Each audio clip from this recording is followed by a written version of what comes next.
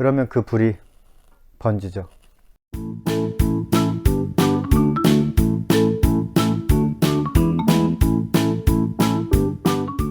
안녕하세요. 반갑습니다. 사람들은 불구경을 좋아합니다. 세상에서 제일 재밌는 구경이 불구경이랑 싸움 구경이라는 말이 있죠.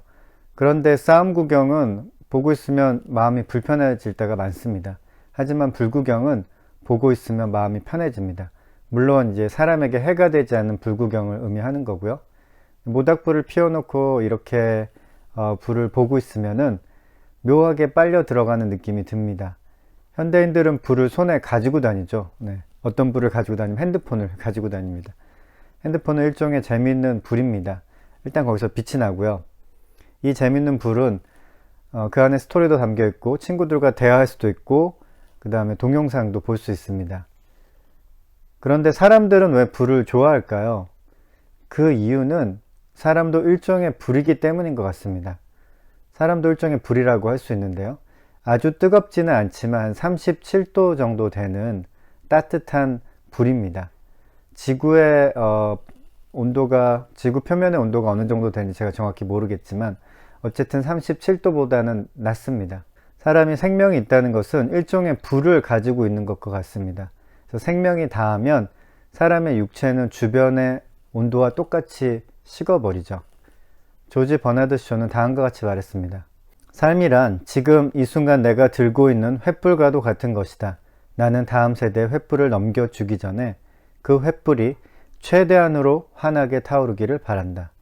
삶이라는 것은 일종의 불을 피우는 시간입니다. 그런데 어떤 사람은 그냥저냥 타오르는 사람도 있고 또 어떤 사람은 열심히 그 불을 피우는 사람도 있습니다. 그리고 불은 계속 타오를 수가 없고 어느 시점에 꺼지기 마련입니다. 사실 버나드 쇼가 한 말 중에서 되게 유명한 말이 있는데요.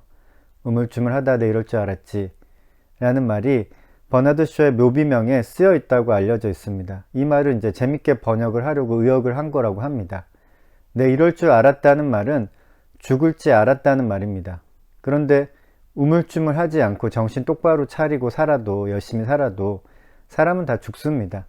정확하게 번역을 하면 오래 살면 죽는다는 것을 나는 알고 있었다 정도가 될 것입니다.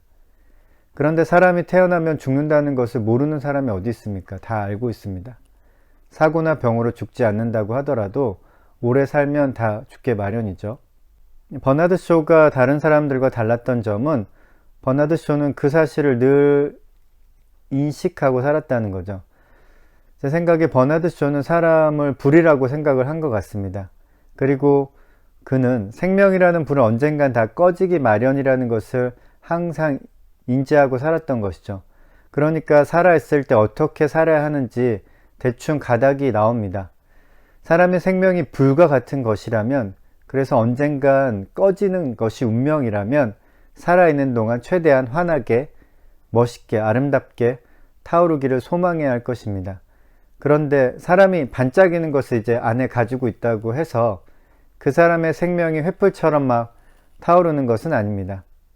그 사람이 정말 횃불처럼 타오르는 사람이었는지 그렇지 않은지 판단하는 하나의 기준이 있는데요.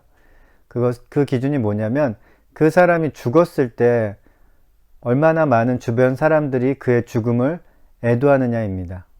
사람들은 불을 좋아하거든요. 그래서 불이 꺼지면 아쉬워합니다. 정말 횃불처럼 타오르던 사람이 죽으면 많은 사람이 슬퍼하고 안타까워합니다. 그런데 횃불 같은 사람이 죽으면 신기하게도 그의 죽음을 슬퍼하는 사람들도 횃불처럼 타오르게 됩니다. 그러면 그 불이 번지죠. 그렇다면 어떻게 횃불처럼 타오를 수 있을까요? 이게 하나 힌트가 될 수 있을 것 같은데요. 가까운 사람도 아니었는데 죽음을 진심으로 애도하게 된 사람이 있다면 그 사람이 횃불처럼 타올랐던 사람일 가능성이 높습니다. 떠오르는 분이 있습니까? 횃불처럼 타오르는 삶을 살려면 그분처럼 살면 됩니다. 불이 꺼지기 전에 활활 불타오르도록 합시다. 오늘도 좋은 하루 되세요. 오늘도 좋아!